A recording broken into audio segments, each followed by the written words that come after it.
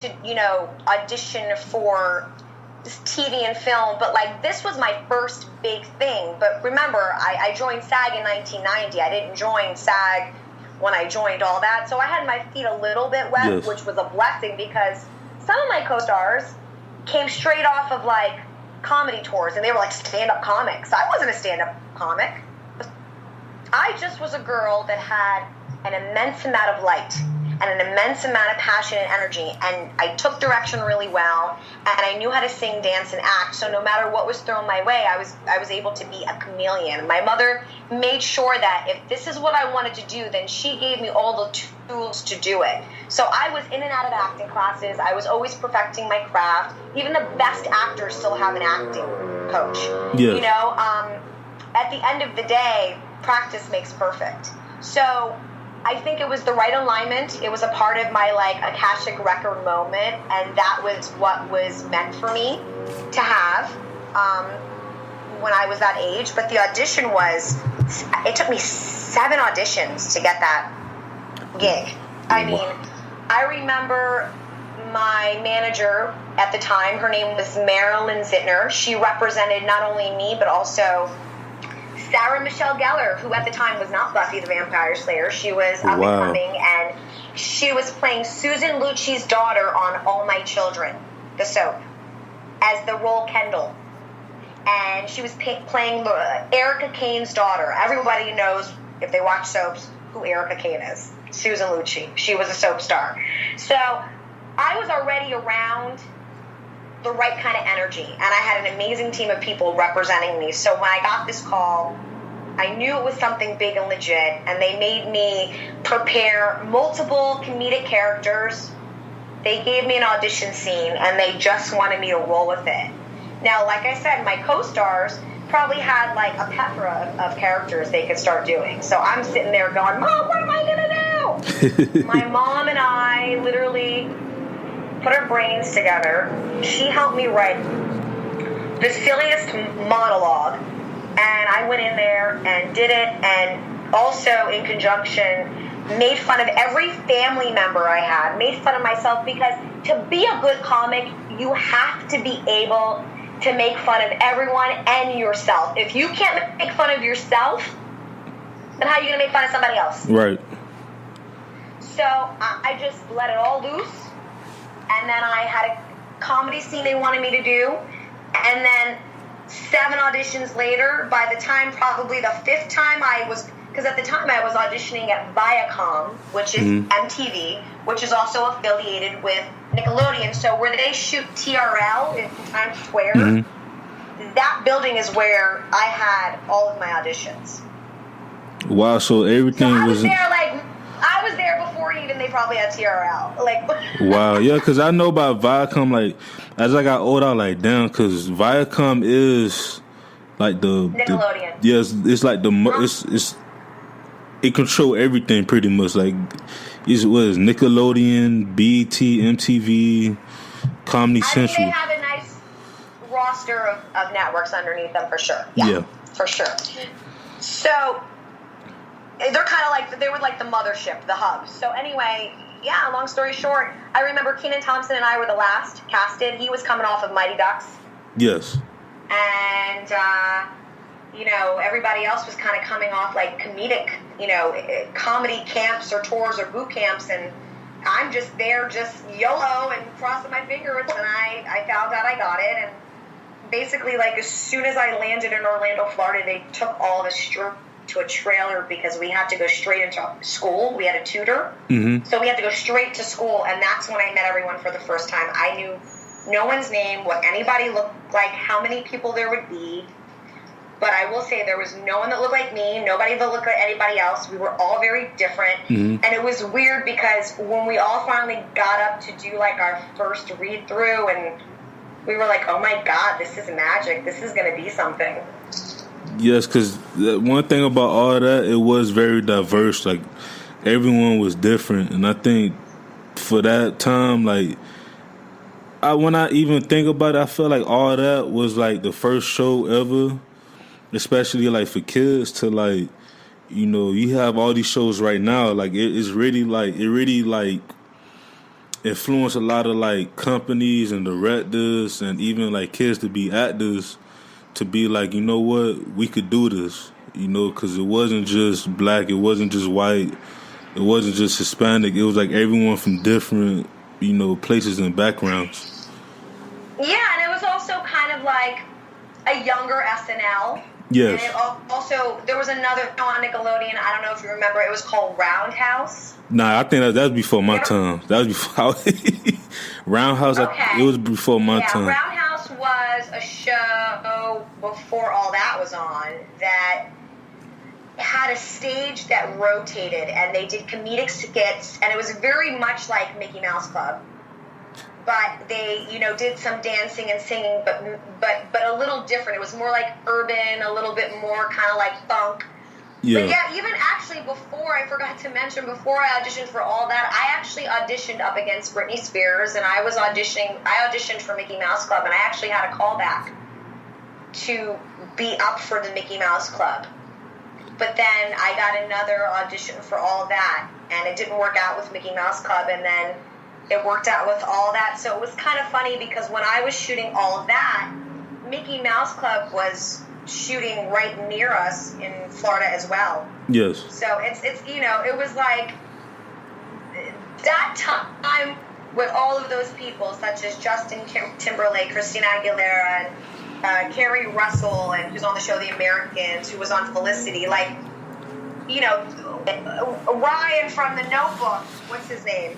Every girl goes, oh, The Notebook boy. Why am I going blank on his last name? I know you're talking about because that's one of my favorite movies. So not even just all that. Mm-hmm. You know, Mickey Mouse Club during the same time was just as popular, and that's when TV was really like at its prime. You know, now things have changed immensely, but definitely I feel like it kind of went a little weird for a second, but now it's kind of getting back on its feet. It's like a wave, like a roller coaster, huh? Yeah, because we got ups, we got downs, you know. Do you think before we talk about you and the Proud Family, do you think that streaming like Netflix and Hulu and everything has helped, you know, the TV and like movie industry? Yeah. Well, first off, I'm all about no commercials. We love that, right? Yeah, exactly. Yes. Yes, for sure. It's given a platform for up-and-coming new writers and filmmakers and talent all over the world to be able to showcase not only documentaries, but just really unique content. Stuff that you normally wouldn't see on TV. Stuff that has maybe a little bit more edge. So I feel like Netflix and Hulu definitely, and Amazon have been an amazing platform. You know, I had a cartoon on Netflix called The Jammies. The Jammies? Is it still on there? It's not on now. It's not on Netflix now. Okay. But then I have another animated project that's on it's called Seed and Spark Apple Roku. You know, another streaming network. Okay. So there's a million platforms to be able to display your content, which is a blessing, even for artists and musicians. You know, like, you don't have to have a record deal anymore. You can upload your stuff on iTunes, Google Play, Amazon, and YouTube, and that alone will allow people to then become influencers and get their name on the map. Yes. And so I wish we had social media when I was in the 90s, because, you know, social media now is huge. Yeah, it's very huge. Like they, like, for example, like, I always tell myself that, you know, I was in high school in the late 2000s, so I always tell like these younger kids, I wish I had social media, like, because remember in my time, Facebook and everything was they just started to develop. You know, they was like, I think the first thing I joined was MySpace. Yeah, MySpace was there too, but MySpace was there for like how long? It wasn't there for that long. I think it was like 3 years, right? You know what I remember from MySpace? What's her name getting really famous from it? The girl that dates Puffy? Cassie. Yeah, Cassie. She got famous from that. She sang the song, It's Me and You. Yeah. Now, I've been waiting. That one. I mean, like, I remember that's when I joined MySpace, when she kind of came out with her single. That's when I got into social media during that time. So that was like, what, like 06? Yeah, 06, 07, yeah. Because MySpace was known for, like, helping, like, the artists come up and stuff, the music. And then Facebook came around. It was more like for family. Twitter came around. Then Instagram and slowly Snapchat. So, like... Instagram's just ridiculous. I love Twitter. I do my 90s trivia Monday through Friday on social media under my name, Alisa Reyes. That's ALISA REYES. And, you know, I keep it interactive with the fans. And no, I'm not running out of questions. People go, how do you come up with questions? I'm like, there's a million 90s questions. Yeah, if you think you know, you don't know. Yeah, because, you know, you got to think about it. The 90s, like, I had a few artists on here that's older than me. You know, they was born, like, in the 80s, late 70s and stuff like that. And I was born 92, so, like, I always tell them that my generation, you know... You were born in 92. Yeah, so...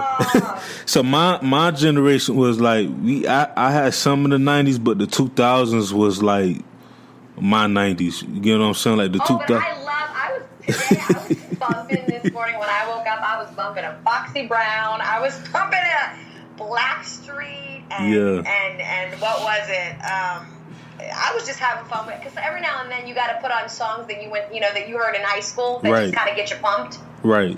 You know, you have your go-to playlist. Right, I'm yes. one of those moments in my kitchen. My husband's looking at me like, oh, she edited again. She going crazy. Yes, and like we was talking, and I was like, what eras was like? Would you compare music wise? Is it the 90s or the 2000s? Because now, you know, people are trying to compare the 90s and the 2000s. Like, which one was the golden era? You know, of course, everyone say the 90s. I mean, I would say for hip hop. Yes. I would say it was the 90s. You know, I grew up with Tupac and Biggie. So, yes. And I say Tupac and Biggie because I'm from New York, Manhattan. Okay? Yes. I'm a Manhattan city girl, but I was bi-coastal living in California. So I remember when I first got out here and I listened to the radio out here in California because that's where I live now. I was like, oh my God, where's my Hot 97 hip hop? That was my Angie Martinez, who was a voice jockey who is also a rapper. Because Angie Martinez, if people don't know, she's on that track. She's on that track with Missy Elliott. Yeah, she's a legend too. And Lil' Kim. She's a legend. And then when I come out here to California, we got who I love, JoJo. Shout out to JoJo on Kiss FM 102.7. So the music was very more pop orientated out here in Cali, but then you had the West Coast of Snoop, and you had Tupac, who I fell in love with. And then in New York, I got my Method Man, Redman, Wu-Tang, of course, Lost Boys, KRS-One. Yeah, I know what's up. I'm a cool chick, okay? And my Naughty by Nature, and I love my Southern boys, like my Nelly and all that. So, at the end of the day, like, music is universal, but I think it was iconic for hip-hop in the 90s, in the early 2000s musically. I would say it was a pop fusion with the Britney Spears and the Christina Aguileras and all that stuff, and Mariah Carey. Right. Which 6 Degrees of Separation with Nick Cannon, you know what I mean? That was crazy. When I remember when we found out we married, we're like, he married Mariah Carey. You know? Yes. And it's been an amazing journey. Like, even my co-star Ken Thompson, he's been doing great things. He's on SNL now, and he was all over the Agonies. So shout out to him. I mean, all of my co-stars have grown and done amazing things, and we all still try to keep in touch. And some of us are still kind of creatively working with each other and still doing some business with one another. So it's like a beautiful tribe. I think our connection's never going to go away, especially if we keep it buttered, then it's always going to be there. Right.